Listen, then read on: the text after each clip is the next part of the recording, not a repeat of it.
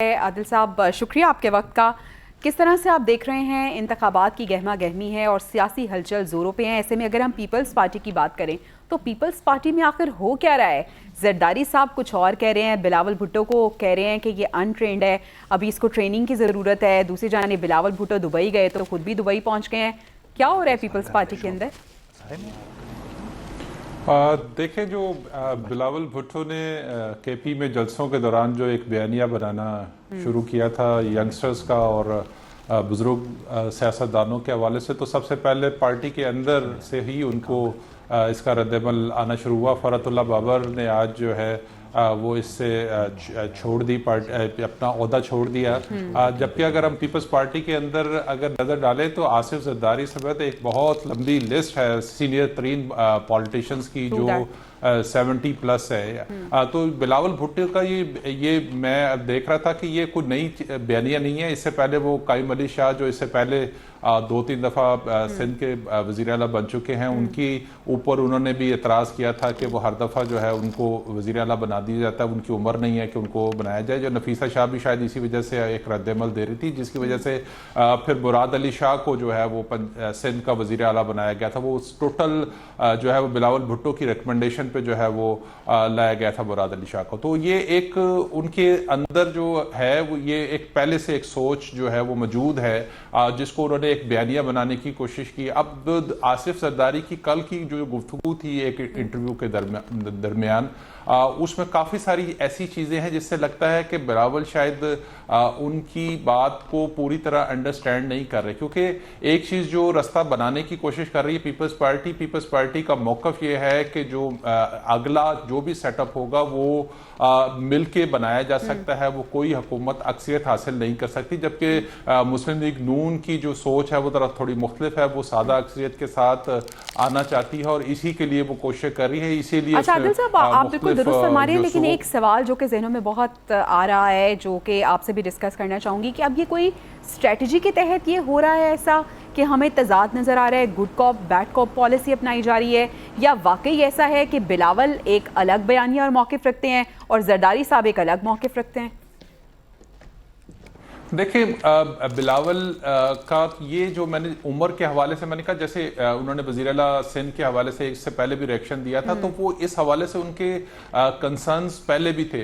خورشید شاہ کے حوالے سے کنسرن سے وہ سائیڈ لائن پہ ہو گئے, تو کچھ چھوٹے موٹے اختلافات پارٹی کی پالیسی کے حوالے سے وہ آلریڈی موجود تھے. لیکن اس طرح سے پبلکلی ایک دوسرے کے خلاف جو ریئیکشن آیا ہے وہ پہلی دفعہ پیپلز پارٹی میں دیکھنے میں آیا ہے کہ آصف علی زرداری نے براہ راست ریئیکشن دیا اور انہوں نے یہ بھی کہا کہ میں ان کو روکوں گا تو وہ ناراض ہو کے چلے جائیں گے, اور وہ اتفاق سے آج دبئی چلے گئے. اب زرداری صاحب پیچھے جا رہے ہیں, تو یہ کچھ ہے ان کے اندر. ابھی اصل میں آصف زرداری جی اس وقت جو پولیٹیکل ماحول ہے اس میں زیادہ چھیڑ چھاڑ کرنے کے خواہش مند نہیں ہے, وہ اسی پولیٹیکل سسٹم میں سے اپنے لیے رستہ لینا چاہتے ہیں. جبکہ بلاول کا خیال ہے کہ وہ اپنا جو بیانیہ ہے اس کو ذرا سخت کریں گے تو ان کے لیے شاید کوئی سپیس نکل ہے.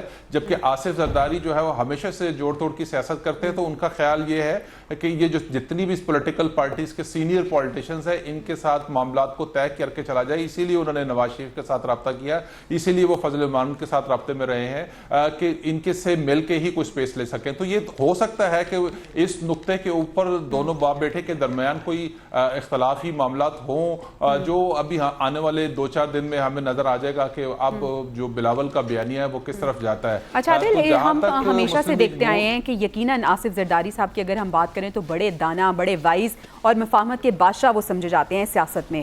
اب ان کا یہ بھی کہنا کہ بلاول سمیت ٹکٹ دینے کا اختیار میرے پاس ہے, تو یہ بھی ایک میسج ہے ان کا.